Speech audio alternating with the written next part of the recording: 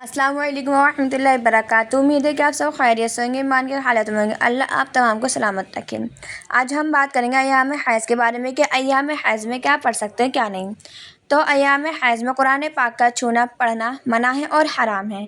कुरान पाक के अलावा खारजी किताबें पढ़ना जायज़ है, और अगर कुरान पाक की तफसीर पढ़ें तो वो भी जायज़ है, लेकिन ये ध्यान रहे कि कुरान पाक को ना तो हाथ लगाएं और ना ही उसकी आयतों को छुएं और ना ही ज़बान से पढ़ें, ये भी मना करा है।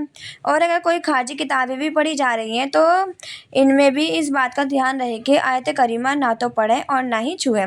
अलबत्ता अगर हालत हैज़ में कलमा और दुरूद शरीफ, इस्तग़फ़ार और सुबहान अल्लाह की तस्बीह पढ़ना चाहें तो पढ़ सकते हैं। तस्बीह तो पढ़ सकते हैं हालत हैज़ में, ये जायज़ है।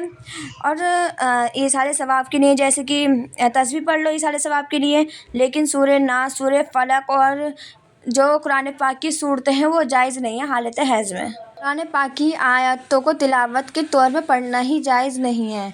अलबत्ता अगर दुआ के तौर पर पढ़ी जाए तो जायज़ है।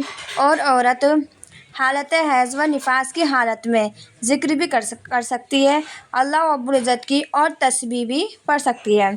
और दुआ वजीफ़े के तौर पर भी कुरान पाक में जो दुआ होती है ना, दुआ और वजीफ़े के तौर पर, तो वो भी पढ़ सकती है सिवाय आयत करीमा के। अलबत्ता इसका ध्यान रहे कि ना तो कुरान पाक छुए और ना ही तिलावत के तौर पर पढ़े और ना ही आयतों को छुए। फ़ुक़हा इकराम ने सख्त मना किया है, ऐसा करना जायज़ नहीं है।